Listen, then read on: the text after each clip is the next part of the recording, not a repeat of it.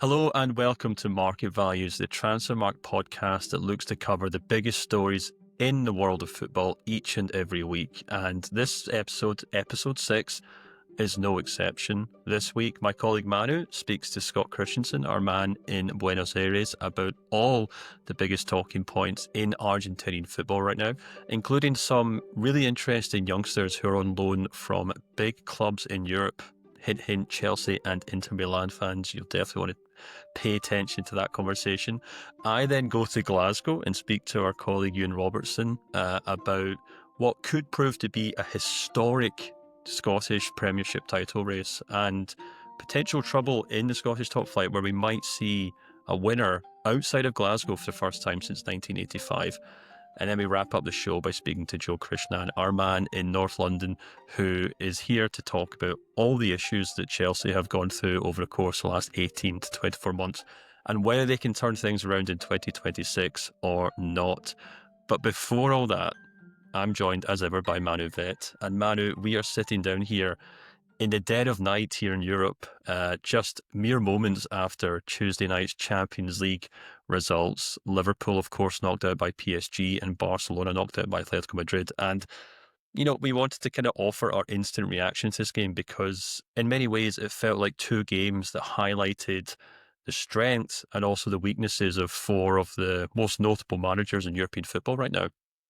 Yeah, it really does. I mean, Luis Enrique, Arne Slot, right, was a big matchup, and then Hansi Flick and Diego Simeone felt like a really big matchup as well. And I don't know if we get any good answers from both of those games. Whether there's like any wide sweeping conclusions. But what I can maybe offer from having watched both trying to watch both at the same time as much as that's possible, is that we've maybe learned a little bit more from Liverpool PSG than we learned from Atletico versus Barcelona, and that I think that Luis Enrique might be still the best manager in world football, and that Arne Slot might be a little bit in trouble. Yeah, we were discussing this just before we came on air, and how do you kind of describe this PSG team under Luis Enrique? And I think the best way I can describe them is they just know how to get the job done. And that might sound like a very reductive kind of answer, but for so many years, PSG had all the money, but they didn't know how to kind of turn it into trophies. You know, it's how people would say all the gear, but none of the idea, you know, in terms of like, you know, you could throw money at a problem, but it's not going to solve itself. And it wasn't really until Enrique arrived in Paris that they've turned into this remarkable winning machine. And I think it's quite telling that I wrote an article for TransferMarkt before this match. It'll probably be updated by the time people listen to this episode. But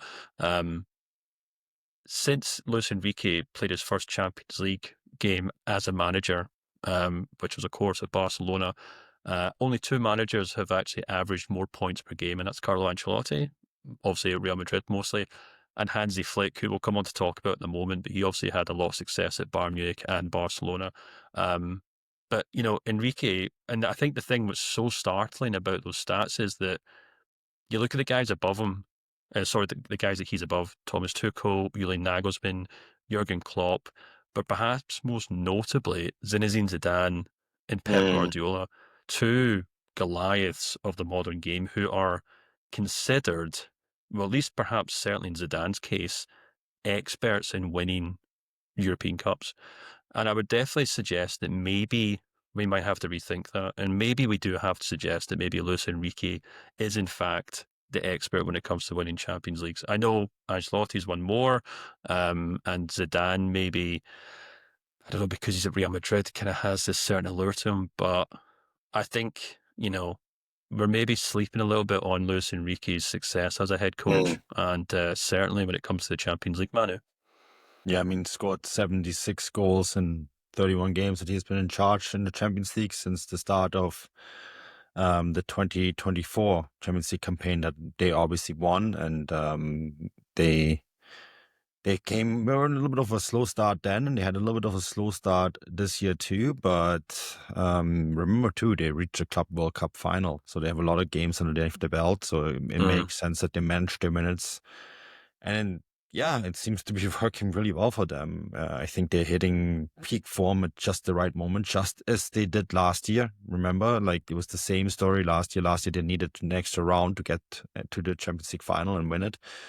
Um, I thought today's game was a masterclass. They bent but didn't break. And then, I said this to you in our work chat. When they did score at Anfield, I was like, yeah, that was coming, even though it seemed odd because Liverpool had so much dominance. But you just knew that they were going to get that one break and score, and they did. And then they did it again, and that was that. And it felt right, even though, when you watched the game, you had the sense that Liverpool would score, but like with all the dominance Liverpool had, and I just didn't think they had a chance to score against this team. Yeah, I think the contrast between the two clubs and the two teams was so apparent, and in a sense it reflects on both of these managers. We talked about how Luis Enrique has turned PSG into this well-oiled machine, and you're right, Liverpool did kind of, dominate, I guess, chances throughout the match, and they kind of huffed and puffed in front, huffed and puffed rather in front of the PSG goal mouth for much of the game. But where PSG looked, concise and everyone knew what job they were doing, mostly in a defensive role. But then, as you said, Dembele steps up and scores very kind of lovely placed shot. Liverpool looked like a team that had players playing in the wrong positions. They had players playing the wrong roles, whether that's, I was kind of constantly puzzled by the fact that Ryan Gravenberch was the one making the late runs and the late dribbles into the box, even though Szoboszlai and Florian Wirtz are on the team. There's a kind of weird 4-2-2-2 formation to accommodate Ekitike and Alexander Isak, which is completely different from what they played in the first leg. Frimpong at right back as well always sets off alarm bells in my head, having watched him in Scotland and Germany. He's certainly not a right back. He's certainly not a right back to be playing against PSG at this stage of the Champions League. And then over the course of the game, Slot just made constant changes, and it felt to me like where Enrique is able to get the best out of his players in the best positions, it felt like Slot was constantly making compromises and constantly trying to push square pegs into round holes in that Liverpool formation. And I think that is kind of the bedrock of the frustration that Liverpool fans have under Arne Slot this season. Obviously, he has a huge amount of goodwill because they won the league in his first campaign, but the way that he routinely in press conferences underlines all the problems that are in that Liverpool team, and then you watch Liverpool and they seem to be completely out of ideas and out of solutions and almost coming up with new problems with the manner in which Slot is constantly chopping and changing that team. It just seemed to me, Manu, like one manager who knew what he was doing and one manager who perhaps didn't. Yeah. No, and I have my, and this might sound really harsh, but I think the team that won the Premier League last year wasn't Arne Slot's team, but Jurgen Klopp's team. And then the moment changes were afoot and it became his team, it really didn't start working anymore. And I think that is something that has to be kept in mind, and also has to be a part of the discussion going forward.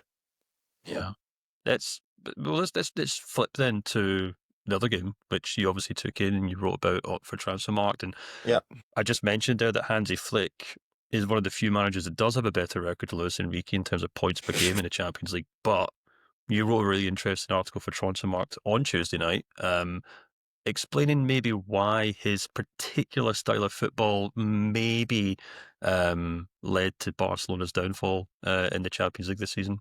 Because they're leaky as hell. They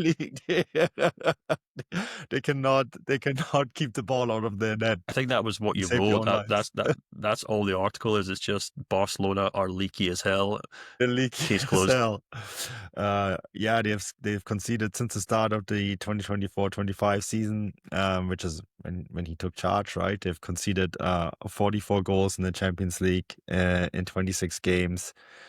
That is the most of any team, ahead of Club Brugge. Interestingly enough, also just ahead of Atletico Madrid, who have conceded 42, but beat them today, right? And I think Barcelona, and this was a criticism that goes back, right, when he was at Bayern Munich. Not the half season he took over and led Bayern Munich to a title, to the treble. They were actually defensively quite sound. But then in his first 4 years, they scored 99 goals in the Bundesliga, but conceded 44. That's a staggering amount of goals conceded, right? In the Champions League, they were always good for 1 goals against. And then when he took over the national team, the defensive stability was what led to his demise, right? And he's taken this to another level at Barcelona. The football is gorgeous to watch, but the defensive is a huge problem. And yes, they are second only to PSG in goals scored. In fact, if you take goals per game, they're first in that time span under Hansi Flick, with 2.88 goals scored. But without defensive football, you're not going to get into the later stages of the Champions League, and you're not going to win that title. And that is ultimately, I think, what is going to be the biggest talking point about Barcelona, right? I think Flick has been given the task to bring a Champions League title to the new camp. And for him to do that, I think he needs to learn how to defend. Yeah, it's such an interesting one because, as you said, Flick has his kind of whole managerial history and almost baggage that he takes with him to Barcelona, but also Barcelona has a huge amount of baggage that they've offloaded onto him in the sense that he's replaced Xavi, who, was okay, you could argue how successful he was a Barcelona manager, but the biggest criticism was that his teams were quite boring. So Hansi Flick has obviously been hired with the clear intent of making Barcelona fun to watch again. Now, anyone who watched Tuesday night's game against Atletico Madrid would certainly say they are fun. There's no doubt about it. Yeah. Whether they're successful is certainly up for debate. And I thought it was quite telling that, they go 2 goals ahead with some outstanding football, Lamine Yamal and then Ferran Torres with a great finish. And then, there's a second Ferran Torres goal that gets ruled off for offside. But it's also quite telling that the moment that decided this game and decided to tie was when Eric Garcia pulls down the Atletico Madrid player because they beat that offside trap.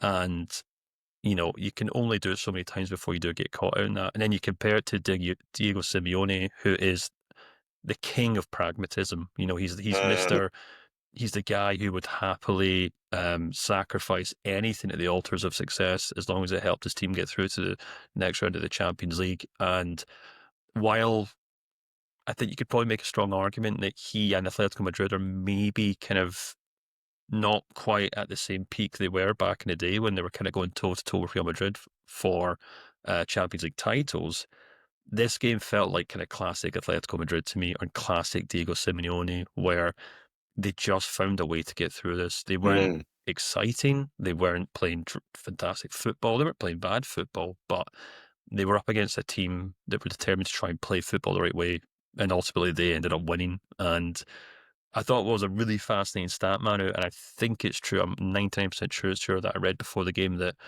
Diego Simeone had never lost a home tie, I think, knockout game in the Champions League. This is the first time he has done so, but it won't matter because they obviously got past Barcelona. I think the stat is also that he's never lost a home tie when he won the away tie first. Like they would always go through if they won away first. But we do know it was Diego Simeone's first win in Barcelona, right? At first leg.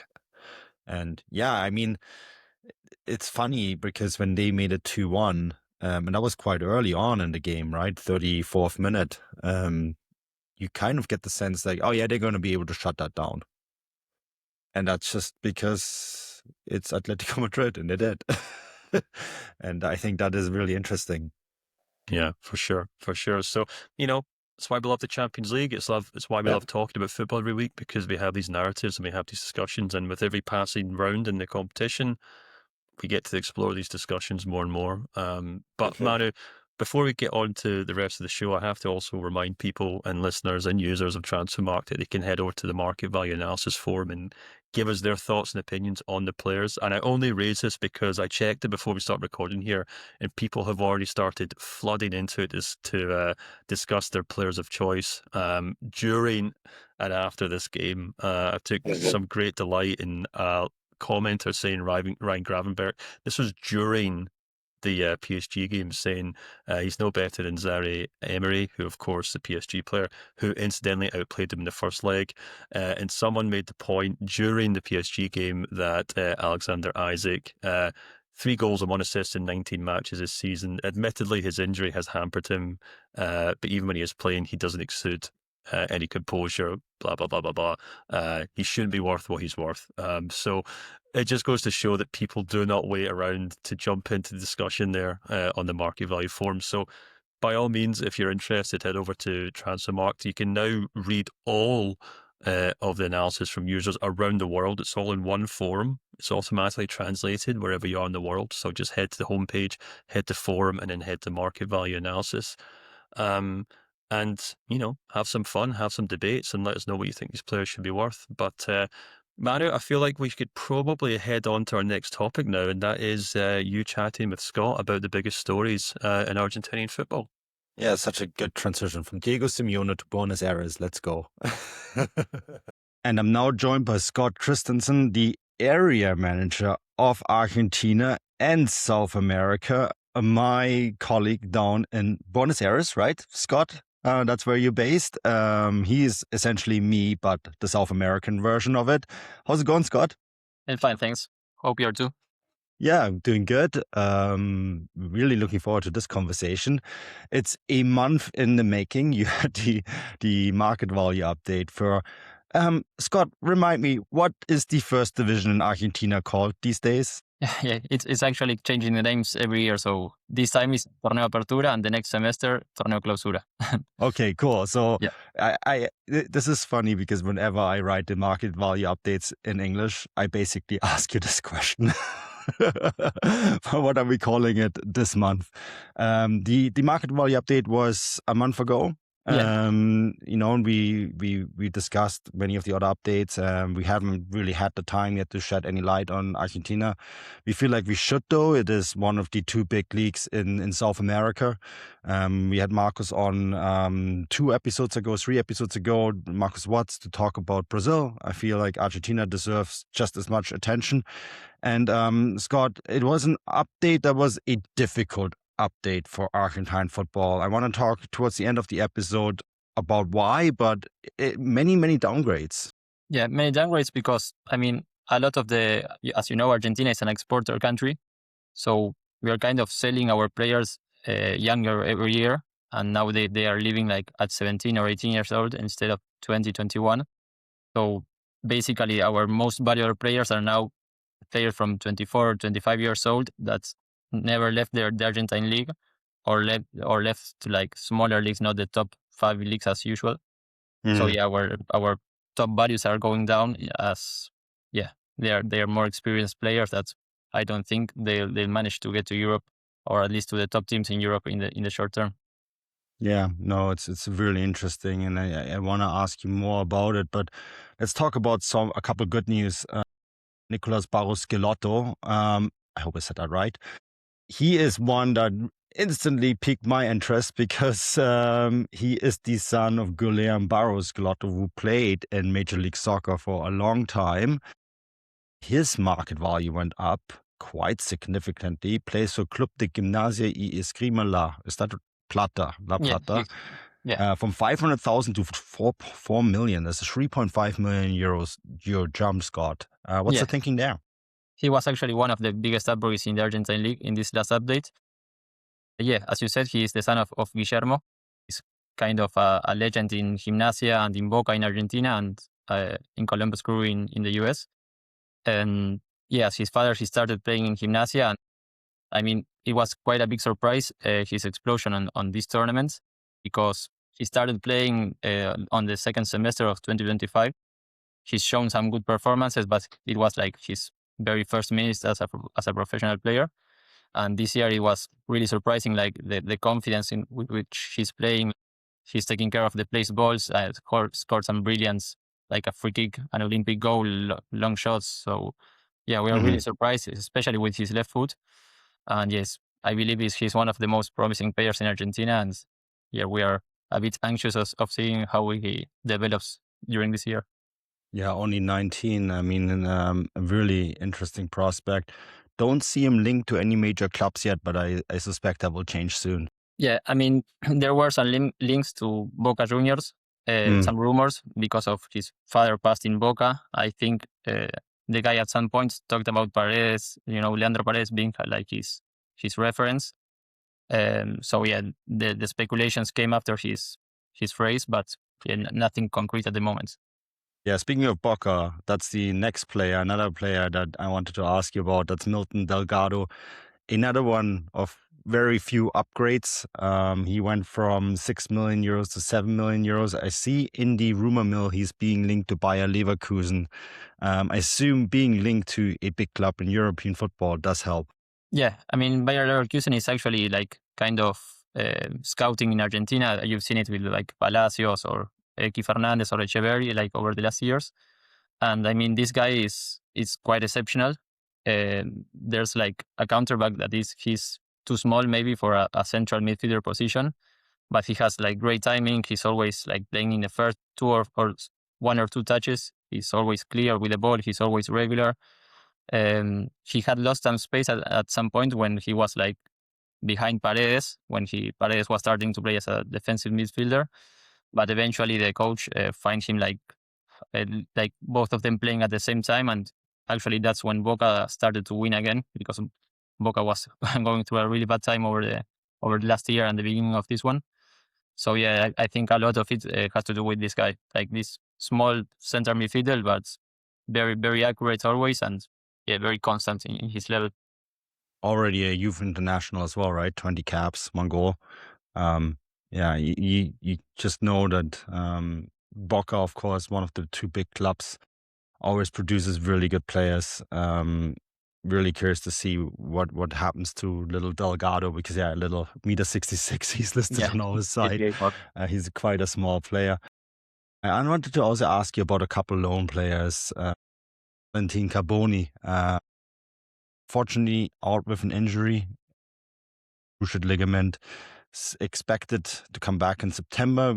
Of course, you never know, right? He's on loan at Racing Club from Inter Milan. I actually got to see him play at the Club World Cup last summer with Inter. Really liked him. Got to meet him. Actually got to speak to him at one of the post-game media conferences. Seemed like a really bright young kid. He's on loan. I think Inter probably hoped this loan would go a little bit differently. I noticed that you guys downgraded him from 10 million euros to 8.5 million euros. Is it just the injury, or is there more at play here? There's 2 things. I mean, Carboni came to Argentina like to gain more minutes and like get more into consideration of the national team, because he was actually very well considered by Scaloni. So yeah, he was needing like to play as a regular in a team, and Racing seemed like a good option because it's one of the best teams in Argentina over the last 2 or 3 years, if not the best maybe. But yeah, he started playing as a wing instead of an offensive midfielder, and his qualities weren't like taken into advantage, in my opinion. And unfortunately, yeah, he broke his ACL and he won't play for a lot of months. So yeah, for sure, it's not what Inter would have expected, because he's like kind of a big prospect for Argentina. But yeah, we hope to see him anytime soon. But yeah, the main reason for his downgrade was actually the fact that he came from one of the top 5 leagues to the Argentine league, and then he wasn't quite performing and wasn't playing a lot as he would have expected. So that ended in a downgrade for him. Yeah, he's a really interesting player. He's quite a big player too. Yeah, we have him listed at 1.85 m. I think that's conservative. He's a really strong guy, and yeah, like it looked like a fantastic player. And he's been on loan a lot, Scott. Yeah. I mean, before that he was at Genoa, then before that he was at Marseille. So he's been bouncing around a lot. So I think he's one of those guys that just need a little bit of stability. Yeah, actually, I think that's what he was aiming for in Argentina, playing for Racing. But he had the bad luck of the injury. But I mean, I think he's a very skilled guy. And yeah, as you said, he's quite big for his position. I hope he returns about his injury in the best way, because in my opinion, he's a national team prospect. And I think Scaloni thinks the same. So yeah, at some point, it depends on how he returns. Yeah, hopefully his return is going to be positive. All right. So then the final player I wanted to ask you is Kendry Paez. This is a guy, and when I looked up his age, I saw it's only 18, and I remind, like, he feels like he's already been around forever, right? There was so many headlines when Chelsea signed him from Independiente del Valle from Ecuador. Club that is so very good at developing young talent. Ecuador, one of the countries in South America that is developing a ton of talent at the moment, right? Especially over the last years. Yeah, a gold mine, right? They're in a little bit of a gold rush, without a doubt. Chelsea signed him, I think, when he was 15 still, right? There was quite a little bit of controversy surrounding this deal. They paid 10 million euros for him, and eventually, made the move to Chelsea officially in 2025. For those who are listening and not watching, bunny ears around it, because we all know the transfer happened far earlier than that. And then, was sent out on loan to Strasbourg. Didn't really, I think, cement his place there. Played 15 games, 420 minutes. And then, back to Chelsea. And then Chelsea, and I actually was really curious about how this even came about, made the decision to send him to River Plate. That doesn't seem like the most logical destination for a player you want to get used to European football. Yeah, probably not the most usual, but I could understand it at the moment because when he arrived, Gallardo, Marcelo Gallardo was the coach of River, and he's a great coach to make like the best out of the young players, as he did, like, I don't know, Julian Alvarez, Enzo Fernandez, those young kids played with Gallardo and went like massive players. So it was kind of a reasonable choice, in my opinion. Like, if you came back to South America, River Plate sounded like a good option. But yeah, unfortunately, at the moment, he isn't performing. He's actually played not much, just 21% of the minutes possible in the league. He didn't play Copa Sudamericana or Copa Argentina. So yeah, it's kind of a particular situation, because we all know he's like a big talent. And like, I think his agents and Chelsea expected him to adapt much better to South America again, rather than a different club or in a different league in Europe. But yeah, he's not performing. And actually, as far as I know, Chelsea, if he doesn't play 50% of the minutes for River, Chelsea can get him back. And it seems that he isn't going to play that amount, because over the last 4 games, I think he wasn't even subbed in. He was just always sitting on the bench. And I don't think the coach has the idea of playing like as an offensive midfielder, because he likes to play with 2 strikers. So yeah, it's hard to know how he's going to develop in Argentina and what will be his plans. But yeah, his downgrade is quite similar to Carbone, because he came again from one of the top 5 leagues to Argentina. Even though he started playing with the new coach, Veth, he then stopped playing. So yeah, I don't think if he doesn't change the tendency, he's probably gonna go down in the next updates in May. Yeah, his value hit a peak of 12 million euros in 2024 when he was still at Independiente del Valle. And then he got downgraded slightly to 10 million euros. I think at the time that was because of the transfer fee, right? Yeah, exactly. And now he is down another million since he's arrived at River Plate. If this doesn't work out, what do you think is the next step going to be?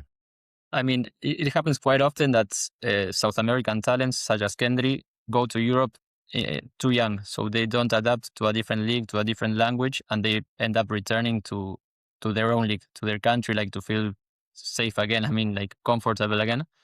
So I mean, if he doesn't work out in River, I wouldn't be too surprised if he goes back to Independiente del Valle to gain to motivate himself and gain more experience at a professional level, even though he's been playing since he's 15. But yeah, he seems to be stagnant. He's a talent, and he's stagnant over the last 2 or 3 years. So yeah, I think, I don't see Chelsea keeping him at the moment. And I mean, if he doesn't perform in River, maybe the next step would be to go back to his hometown, to his own league, and try to get the best out of him again. Well, assuming he's going to be on quite a big salary, can Ecuador? Of course, we're talking about Argentina, but Ecuador quite well too. Could they even afford to bring him back? I mean, I don't think so, but it wouldn't be the first time that there's a player that goes out on loan with the owner like paying part of his salary. So maybe Chelsea prefers the kids to grow again and to develop rather than having him on loan on different clubs. Yeah, it's a really interesting player, right? And a really interesting kind of talking point to see what's going to happen with him. I mean, also in general, Argentina, when we had Marcus on a few weeks ago to talk about Brazil, that's a league, really up and coming league. It's dominating all of the South American club competitions. And it used to be more like that. It was Brazil and Argentina that were the two leagues, but Argentina seems to have really fallen behind Brazil at the moment in terms of club football. Why do you think that is? Yeah, I believe we are literally on opposite tendencies. Like the Argentine league is every year a bit worse than the one before, while the Brazilian is growing each year. I mean, there's a lot of factors. I think the economic factor is really important because, for example, if the winner of the Brasileirao gets $10 million, while the winner of the Argentine league just $500,000. So it's 20 times less than the Brazilian league. And then they can go and buy, I don't know, top European players or top players in Europe, while we expect players to come for the passion. The Argentine league, like playing for Boca Juniors at the Bombonera or River in the Monumental. The players want to come to Argentina, but we actually can't afford to go and negotiate with an European club, or not even with a Mexican club or an American club. So yeah, I think in economic terms, is obviously we are far behind from them. And then I mentioned two examples before. For example, Enzo Fernandez and Julian Alvarez. That those guys, when they left, we all knew that their value was much higher than 20 million or 15 million we had them at the time. But they were actually sold at the prices at the values we had on TransferMarkt. But because I know if any club from Europe comes and pays 20 million for an Argentine player or a player in our own league, it's very likely that we're going to sell. Instead, if you go to Brazil, even though the player isn't as good as Julian Alvarez, for example, at the time, they are going to say, no, we prefer to keep him and see if maybe he develops better and we can sell him at double the price. So it's really hard for us to compete. And on the other hand, our organization is a mess. As you said, the tournament is changing every year. The format, the amount of relegated teams, the amount of promoted teams. We have at the moment 30 first division teams. We have 38 on the second division and about 70 in the third division. So there's a big mess. Like the competitions are strange. They're awarding champions at the end of the year when no one knew. So it's kind of a really disastrous organization. Hopefully at some point it will go back to normal, but unfortunately I don't see it anytime soon. Yeah, and I mean the market value update reflects it, doesn't it? Yeah. I mean, this is when you first sent me the list for me to write my article, I'm like, wow, that's a lot of red. Yeah, it's a lot of red. Yeah.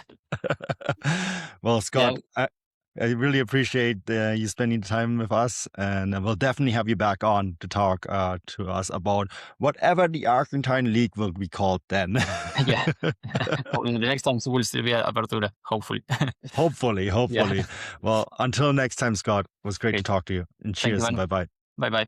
While many of Europe's biggest league campaigns seem to have been wrapped up long before they've drawn to a technical conclusion, in Scotland it seems as though it's going to go right down to the wire. We are just about to start the post-league split, which for anyone who doesn't follow Scottish football means the top half and the bottom half of the Scottish Premiership play a round-robin competition. And for anyone who's not been keeping in touch with Scottish football, they might be surprised to see that Hearts of Midlothian are top of the table. They've spent much of this season top of the table, and as such, I've asked Ewan from our UK team to join us once again on the show to break down why Hearts are top of the table and if they can actually go on and become the first non-Glasgow team to win the Scottish Premiership since 1985.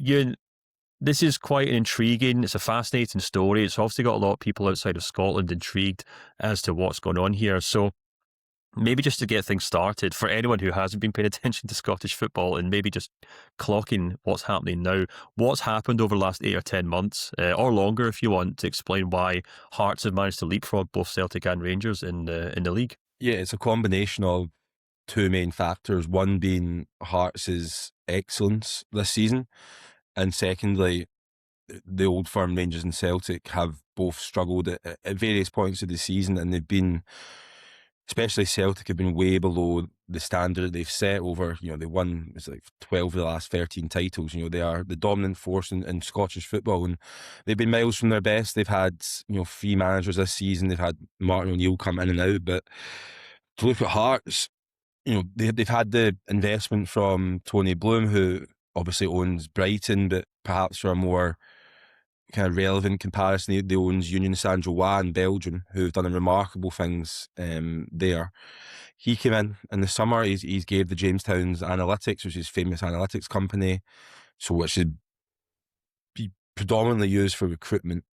And it's coincided. They've had this incredible rise this season. They've been top of the league for the vast majority of the season, and with 5 games to go, they sit top, and it's all to play for. But yeah, there's various factors why Hearts have been successful. Derek McInnes has came in as manager, someone who's got a really strong pedigree in the Scottish Premiership with, Aberdeen and Kilmarnock. He's brought a real resilience. They're difficult to beat. Their home record is phenomenal. They're the only team in the Scottish Premiership who haven't lost at home this season in the league.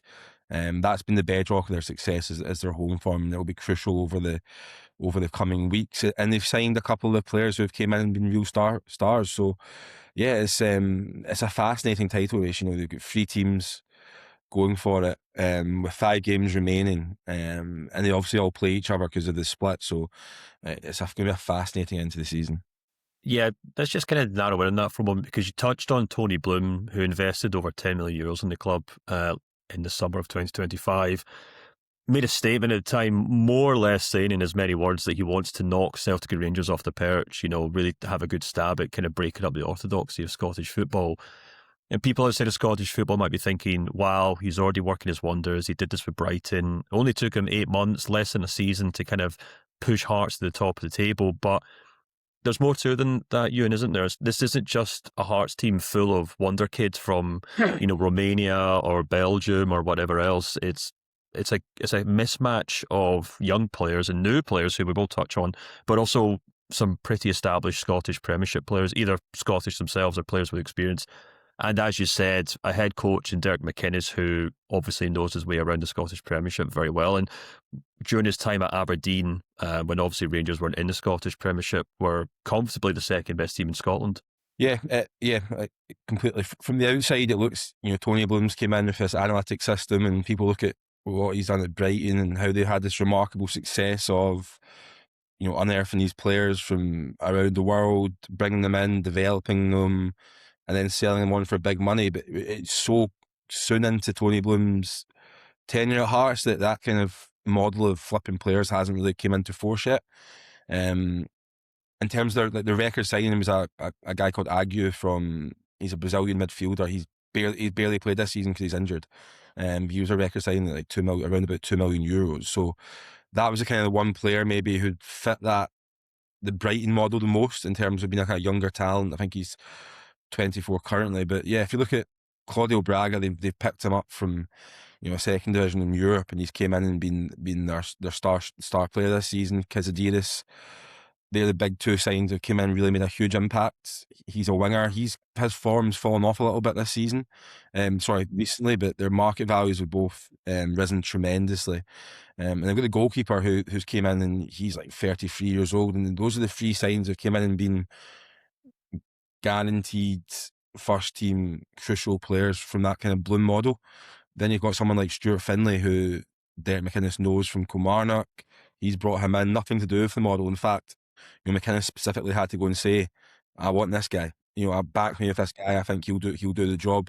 And he showed up well in their system. They put players through and they come back for results. So yeah, it's been a real mixture of that, and it'll be interesting to see what happens moving forward with what Hearts do in the transfer market, because you'd think if you look at Union Saint-Gilloise, you look at Brighton, that's the model, and bringing in young players and flipping them. It's not really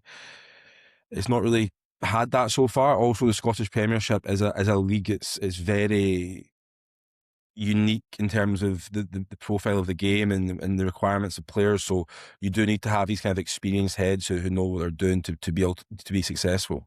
Yeah, absolutely. So you could certainly argue that the Tony Bloom kind of style of things here hasn't even got started, and it'll be really intriguing to see, as you say, Ewan, what they'll do in the summer, regardless of how this season kind of concludes, and how they kind of continue to move towards a more kind of Bloom-esque transfer model. But in the meantime, they've had some remarkable success off the pitch as well as on it in terms of the market values of the players in the club in general. 59% rise in the squad market value this season, which is the second highest in the Scottish Premiership. I think only Falkirk are technically higher in terms of percentage-wise, but they obviously have a much smaller squad.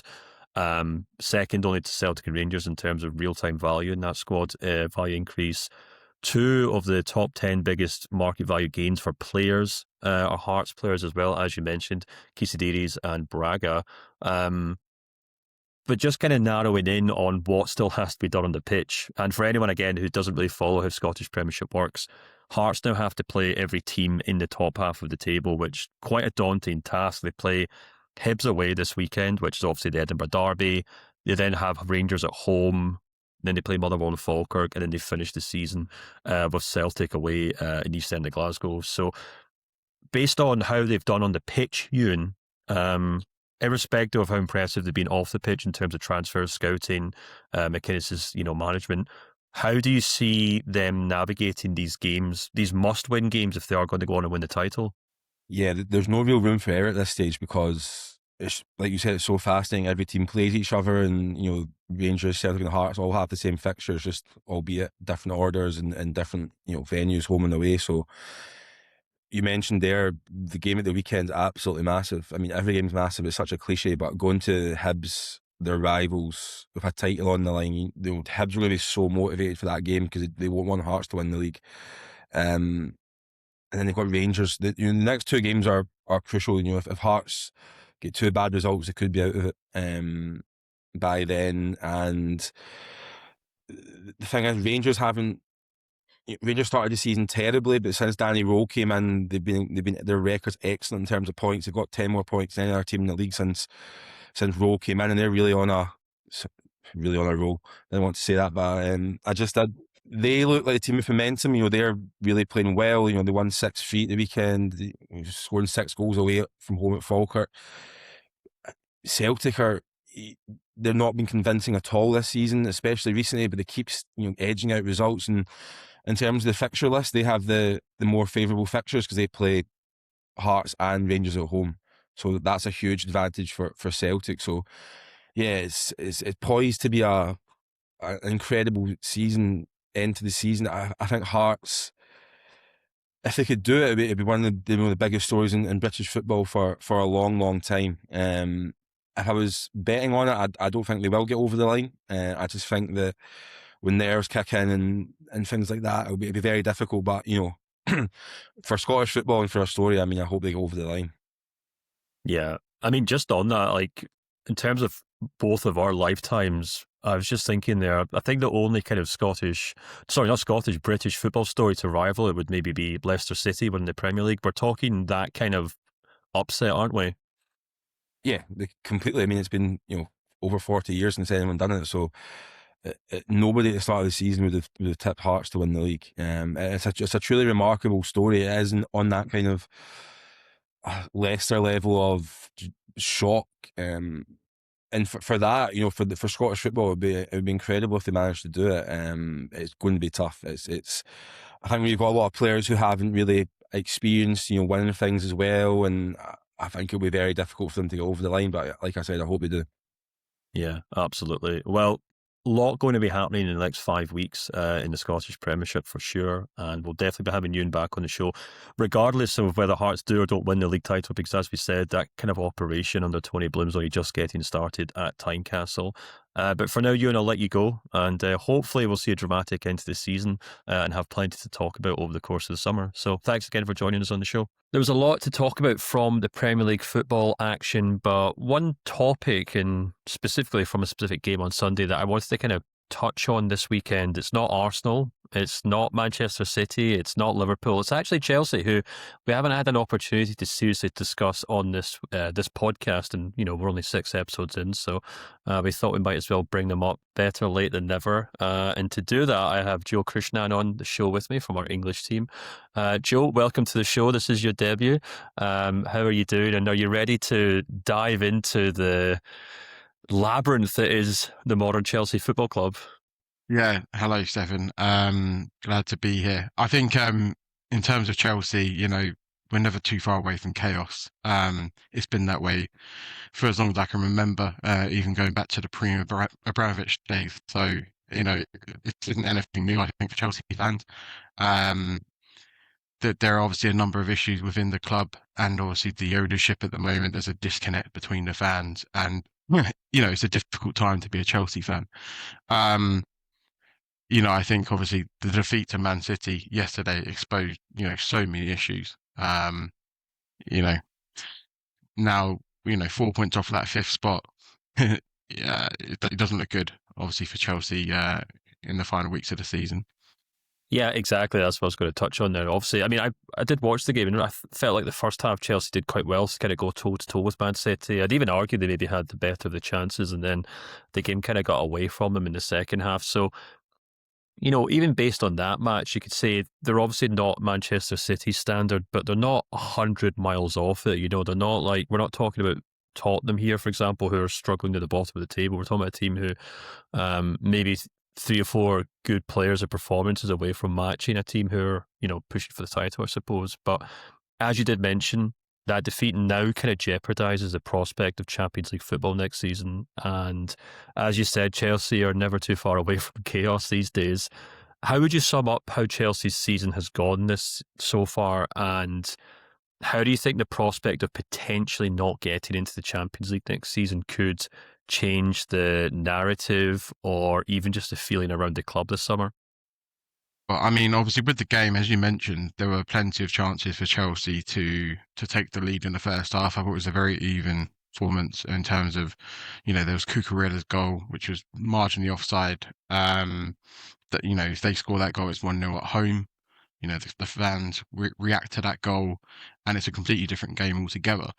I think after that moment, it was definitely a turning point in the game in terms of, Chelsea could have been ahead, but it was actually the way Chelsea reacted to it, and also Man City, which I think really underlined the difference between these two teams at the moment. It seemed like Chelsea seemed to retreat defensively at 0-0, which it was certainly a new one for me. I've not seen that happen for quite a while. I think we're accustomed to Chelsea creating big chances and missing them.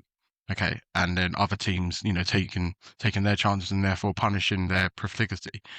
But retreating that way and letting Man City dominate the ball, gave them more confidence. And after the halftime interval, whatever Guardiola changed seemed to work for them. They were much more direct. Pinned Chelsea back and scored 3 goals in 18 minutes. So there was a clear difference in between a manager that's been there for 10 years and one that's been there for 3 months, in terms of he could communicate those instructions to the players. They knew exactly what their roles were on the pitch. I think with Rafinha and Chelsea, that process is still ongoing. There's still not quite that communication. They're almost there, like you say. That Chelsea have not been terrible under Rafinha by any stretch, but defensively, there's certainly some worrying things. 3 defeats in a row with a 3-goal margin. So you're not scoring at either at one end, you're conceding goals at the other. Something is definitely wrong with the setup, and I think I was surprised that Rafinha hasn't had the chance to sort that out over the international break for one. You obviously mentioned the season as a whole. I would say you have to look at where they are right now and say it's been a massive disappointment, considering off the back of the Club World Cup and the Conference League win. But yeah, I think Chelsea are accustomed to dealing with internal chaos and instability, but this year has highlighted, an urgent need for change and within the hierarchy of the club. I don't so much think it's the players or the manager so much that needs to change now. I think it's the direction. The club needs to have a conversation and say, well, look, the project is failing. we're the only ones that think it's not failing. And I think that reality needs to be accepted somewhere. Some heads need to roll. Some people need to go. And until that happens, Chelsea's just going to keep sliding down, I fear. Yeah, I think that's a really good way to put it, actually, the project and whether that project is working or isn't working, because there's been this narrative since, the new owners came in that they have this secret plan. They know what they're doing. They're playing 4D chess and no one can kind of keep up with what they're doing. And along the way, they've built the third most valuable squad in the Premier League based on market value, the joint most expensive squad based on transfer fees alongside Manchester City. But we have, as you said, aside from, Conference League, which admittedly is, of course, a trophy, but for a club of Chelsea's stature, it's not exactly going to be a note, a huge note in Chelsea's history books. And we've seen a 4% decrease in their squad market value this season, which obviously relates to the fact that a number of players have kind of dropped off. I think Jamie Gittins is the most obvious one, and Lavia is another one as well, who admittedly both of them have had their injury concerns, but there is kind of a sense that they've spent a lot of money on players and we're not seeing a huge amount of results from it. So do you think, well, I guess the question is, whether the perception of the project isn't working, or do you think there's a genuine there's a kind of realization within the club itself that the project isn't working when you see how much money has been spent on these players and the squad as a whole, and we're still talking about a club here who are struggling to finish fifth? Yeah, I mean, obviously I can't speak for those internally, but I do think that what we're hearing from briefs and whatnot is that Chelsea seems to believe that this is still working, it's going to work out. I don't share that same confidence. I'm pretty sure 90% of fans don't share that confidence as well.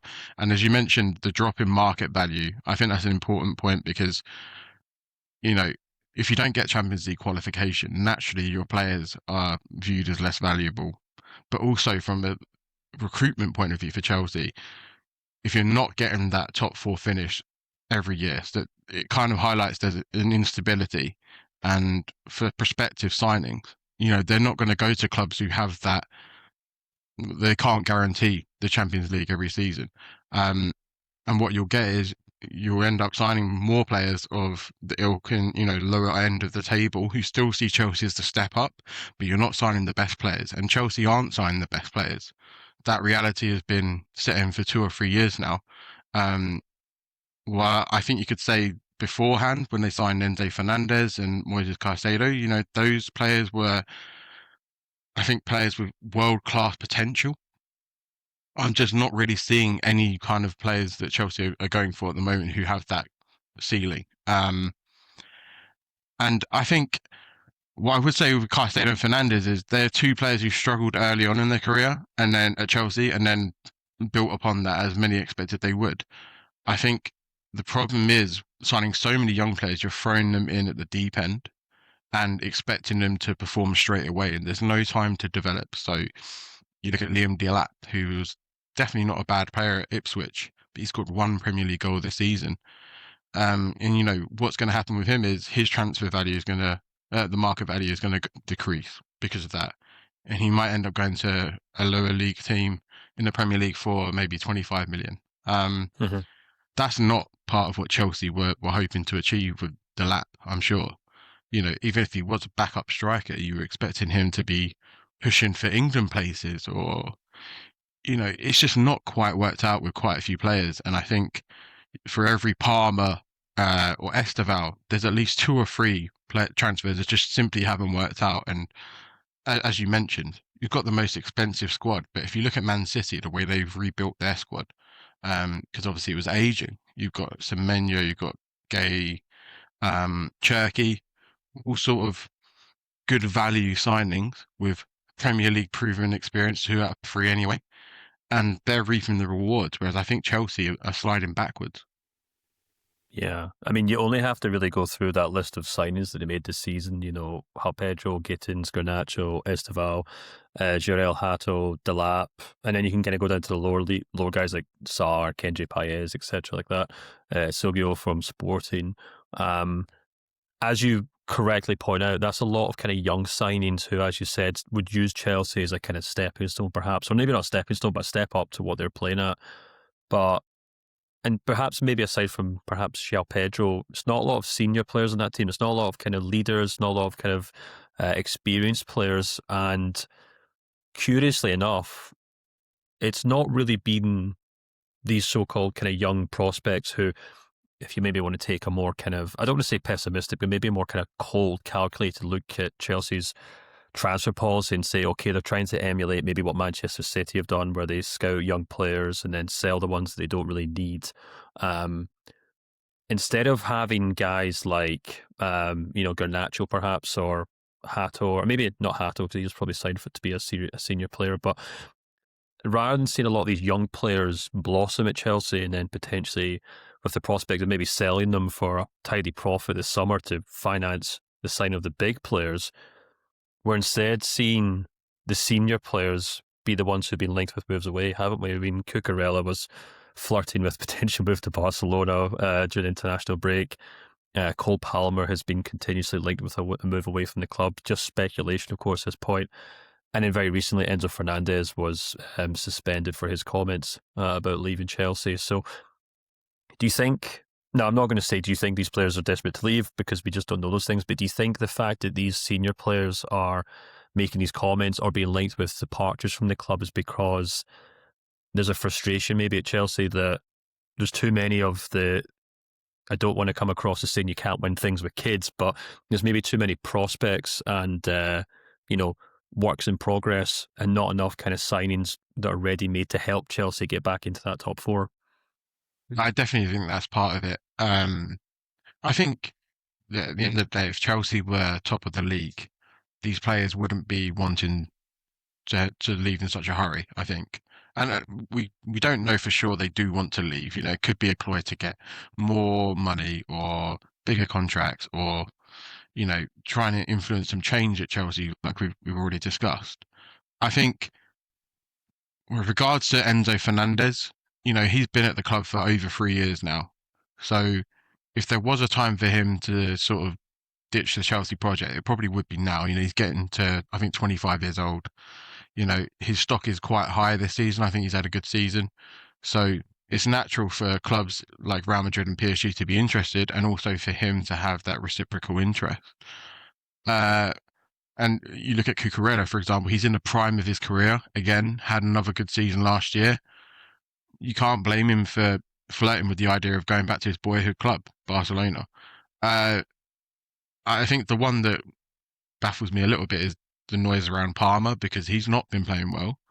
And going to Manchester United, okay, they've had a better season this year, but it's not exactly like they're completely a stable environment. They're going to be challenging for honours. They're still in a rebuild of their own, maybe heading in the right direction. So I think in terms of ambitions for Chelsea, I could certainly see Fernandez being sold after this whole, the banning saga, because it was just completely unnecessary for it to become that. It's been blown out of proportion. With Cucurella, I think people have said his comments were actually worse. And I would actually agree with that. I didn't know why Cucurella didn't get punished. But I think the problem is with what both of the players said was those home truths struck the nerve of the owners. Somewhere deep down, they understand that what they were saying is correct, and they didn't like it, of course. They don't like that criticism coming from within.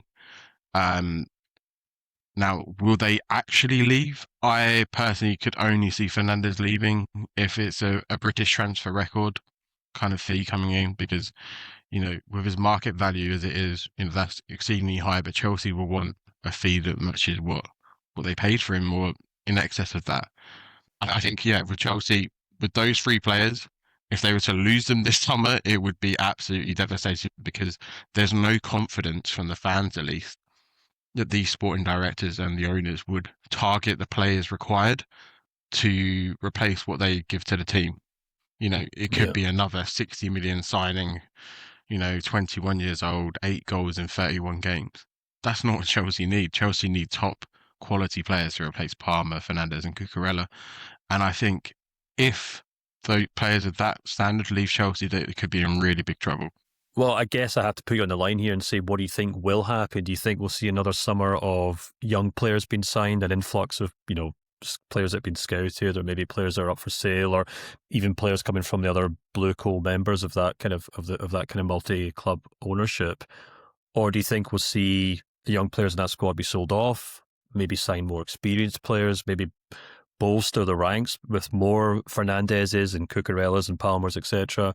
Or do you think they'll maybe just batten down the hatches and say, we're not buying and selling anyone, we're going to try and fix this squad with the squad we have here? Because, as we touched on earlier, this is still the most valuable squad in the Premier League. And that's not because they're the most valuable players in the league, it's because there's so many players in that squad. So if any club could probably go the entire summer without buying anyone and just maybe working on what they already have, it would be Chelsea, wouldn't it? That would be the logical point of view to approach it from, Stefan, but I don't think Chelsea think that way. It's all a case of, it's like a fluid kind of ingoings and outgoings at the club. And I think there'll be this summer will be no different. There'll be, we've got Quenda coming in from Sporting Lisbon already. So there's a new arrival. I'm excited about what he can do because he's looked really good. And in terms of the fee, it wasn't extortionate. I would say they need more experience in the squad. And one player that has been linked, for example, is Marcos Senesi from Bournemouth. I think that's the kind of ideal signing you need for the squad. He's 28. He's got that Argentina connection with Fernandez and Garnacho, so you can sort of help them a bit. Free transfer, so it's a completely, risk-free kind of deal. I guess, obviously, you might have to give him a big contract, but I think he's actually earned it from his performances this season. It's just like adding a few players of that age, 26, 27, 28, would make a whole big difference for Chelsea this season. I do think they need another goalkeeper, an experienced goalkeeper, someone between 29 and 31 years old, Champions League experience. Doesn't have to be Premier League experience, but I think the current offering of goalkeepers is not for a club that's in the Champions League. You look at Man City got Donnarumma, Arsenal have got Raya, Sanchez or Jorgensen, they're not at that level. And they had the opportunity to go for Mike Maignan and apparently were put off by £20 million. I mean, you've gone and spent £50 million on Jamie Gittins, so it's very hard to guess what kind of direction the transfers are going to go. I think a lot will depend on whether Rafinha's still in charge, and I think at the moment that is likely, even though there's a lot of opposition from the fans saying he's out of his depth. I think he deserves a bit more time, to be honest with you, but you have to get results on the pitch. And yeah, I do have an idea of who I'd want to take over if it's not Rafinha. Should I go ahead and say that? Well, yeah, you've kind of bled into my last question, actually, to an extent, in the sense that I was going to ask about Rafinha and where you think he's done a good enough job. Do you think? Yeah. I guess there's two things here. There's how do you think he's done, and how do you think Chelsea deem him to have been done? And do you think if he doesn't finish in that fifth spot and get Champions League, they will move on in the summer? And then after you've kind of chewed through all that, maybe you can let me know who you think would be the perfect appointment. Okay. Yeah, so obviously, I think when it was announced that Rafinha was coming in, I thought he wasn't ready for the job. In terms of, he's had experience of Hull and obviously done quite well with Strasbourg with the young players. So I think from the board's point of view, he was exactly the kind of figure they wanted, in terms of he wasn't going to cause a problem with, the transfers like perhaps Maresca did, or and he would play the players given to him and try and improve them. And I think he had a good start. I think he had a decent start in the Premier League, also in the cup competitions. Maybe you could say he's had an easier start than most would have had. And now that the more challenging fixtures have come, very fast at him, PSG, Man City, they are exposing his lack of experience at the top in terms of, just trying to grind out results necessarily in difficult moments. There was that last 15 minutes against PSG where they conceded 3 goals. There was the Man City game where you conceded 3 goals in quick succession. it's quite surprising for me that Rafinha, as a former defensive player, is perceptively weak in that department. There doesn't seem to be any kind of organisation. But then you could also argue, well, does he have the personnel to carry out those instructions? And especially with like players like Chalobah out injured, he's one of the senior players in the squad, and he's like 25, 26. So that kind of sums it up. I think the problem for me with Rafinha is it's a lot of words. There's a lot of interviews and there's a lot of focus on the mental side of it. But I think tactically, especially in the last month or so, Chelsea have really been lacking that, expertise to take hold of games. And that's where it's gone wrong very quickly. My other point is that I think he might be trying to change too much too quickly. And there was one other manager who did that, Andre Villas-Boas. And, he benched Lampard, Drogba, and it quickly went south for him. I think with Rafinha, he's tried to mark his stamp, like a bit similar to how Arteta did when he first got to Arsenal, trying to ensure that he's got the players' respect and they're all following the same kind of party line. And obviously where Fernandes and Cucurella have stepped out of line, that's kind of given him a bit of a conundrum. Do I come down heavy on them and then obviously get accused of, going over the top? Or do you have this other point where you're like too soft, you're too nice, and the players can run roughshod over you? So, it's a difficult situation for him to be in, especially how old he is, and at this stage in his career. I think if he doesn't get Champions League qualification, there's going to be people calling for his head. Or, Chelsea are in the semi-finals of the FA Cup. So if they were to win that, that would give the fans a reminder that, this is still a team that can win things, maybe not the Premier League or Champions League, but still win trophies and give, those moments to remember. Mm-hmm. But, going on to that point about an alternative manager, the one I would go for right now is Cesc Fabregas. I think he'd be a popular appointment considering his Chelsea links. He's got that kind of winning mentality within that we saw with like Antonio Conte, Jose Mourinho, and his incredible work for Como with young players as well. It's a huge selling point for him. The only question is, would he actually want to come to Chelsea right now? Because, Como are in the Champions League places, and he seems to be very happy doing what he's doing there. So the only question left is, well, are they going to keep Rafinha? And if so, would they go for someone like Fabregas, or would it be another English manager? I think that kind of lack of certainty about what direction Chelsea are going in is half the problem at the moment. I don't think the manager is the main problem. It's the people above him making decisions that people are left baffled by. That really is causing a lot of unrest at Chelsea. Yeah, that's an interesting call, and we did have Marius on the show a few weeks ago to talk about Como and how well they're doing. So I think Cesc Fabregas would be a great shout, but I do also agree with you, and I think this is what Marius' point he made is that they're obviously in the ascendancy and doing very well right now.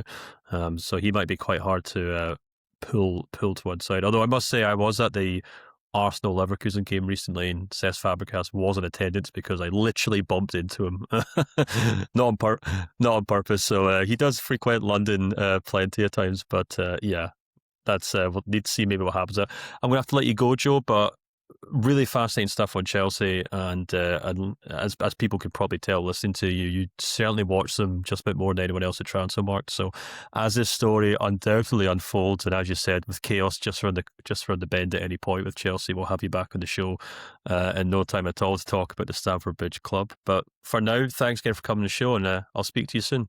Thanks for having me. Cheers.